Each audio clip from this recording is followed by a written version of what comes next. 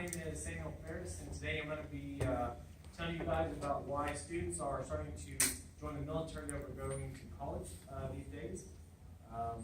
So, do I have any questions before I start? Any interest or anything like that? All right. So today I'm going to be telling you, starting off with how or why I joined. I'll be giving you some reasons about why students in your situation in high school might want to join, might want to think about your options versus going to college. And then lastly, I'll be going over the benefits that a lot of people know about but don't know that much about. So it was 2008 in December. The recession was just starting to hit, the housing crisis. I worked for Cessna Aircraft. There's a rumor going around that layoffs were starting. There's a program where if you joined the active duty military, you kept your job and kept all the pay raises when you got out. So it's like you kept your seniority. So knowing that I was going to get laid off, I went ahead and went to the recruiter and tried to join, but I did not join fast enough, and I actually joined the military, but I just got laid off anyway. So I don't have a job waiting for me when I get out. Another reason is sense of duty. I came from a military family. I was already 20 years old, like I said. I had a lot of toys. I had that Chevelle, which was $60,000. And I mean, you can't go unemployed and still maintain that lifestyle. So that's my main reason why I joined. I didn't join right out of high school. I had other opportunities. But when the recession hit, my opportunities started to fade away. So here's a quote from the two ladies that wrote the article, The Real Price of College. When you're in high school, you think you'll just get financial aid. Well, yeah, you can get financial aid, but there's still a lot more that aid does not cover that you have to come up with. I think it's a little catch. It seems like all financial aid will take care of you, and it doesn't. There are a lot of things that you don't realize, like book expenses, food expenses, and all this stuff. You don't really necessarily think about until you pay for it, and then all of a sudden you're like, whoa, whoa, whoa.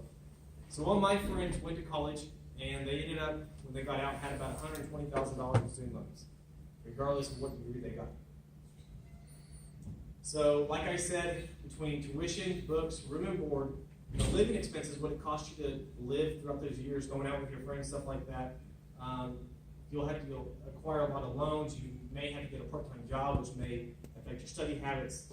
Even Mitt Romney, who ran for president in 2012, said you can't continue to have higher education tuition growth at a multiple of the rate of inflation. So the value of the dollar is not raising as much as the tuition, so actually college is becoming more expensive and harder to obtain. So a lot of high school students don't know what they want to do. They don't know the career path they want to take, and it can be a little bit overwhelming. And just to list a few, this isn't even all of them, but this is just a list of associate's degrees you can get and some of the bachelor's degrees.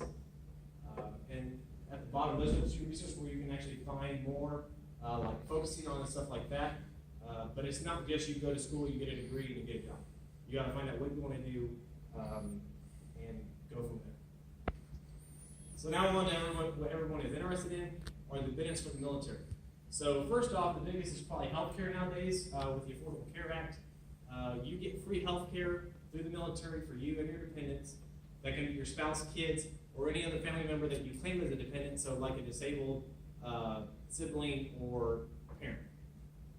Next would be next biggest is the GI Bill and tuition assistance. So with the GI Bill, you're going to get 36 months of tuition at a public school paid for. You'll get a housing stipend or housing allowance, which is rated for the zip code, and then you'll get a stipend yearly to pay for help, books, supplies, stuff like that.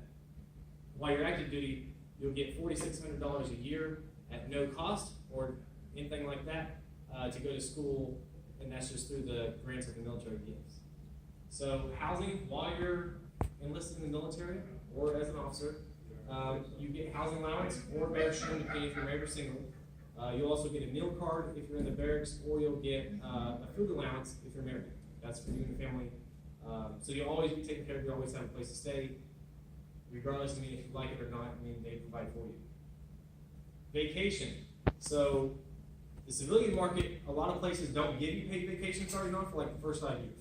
If they do, it's 1 week. You can take some unpaid leave, but then again, you got to budget for it and expect it. But with the military, you immediately get 30 days a year. And how you acquire that is 2.5 days a month and that will get it to where you can go home to your family if you're stationed far away from them. But it is a big benefit, and you'll need the break to go see your family. The last one is opportunity. You start off with everybody else as your peers. You all have the same chances to do what you want. You're going to get the chance to go to military or professional military schools, courses, advanced training. You'll obviously get promoted at some point. You can change your job. That's what I did. I started off as an accountant, and I moved or changed my job into Intel. So now I'm an interview specialist. Or you could even, while you're going to school at TA, you can become an officer after you get your bachelor's degree. So today, I told you that the college wasn't the right for me at the time. During the recession, I mean, there wasn't a lot of options for student loans and stuff like that. Regardless of your situation, if you're healthy and fit, it's an option. You do have to pass a screening, like health screening and physical test, but it's not that strenuous. You can go to college for free if you still want to during active duty, and the benefits beat most of the civilian markets. Do I have any questions? Any stuff like that? All right. So here is a list of where I got all my information from if you want to look it up on your own. And if you're interested, contact a recruiter near you. Thank you.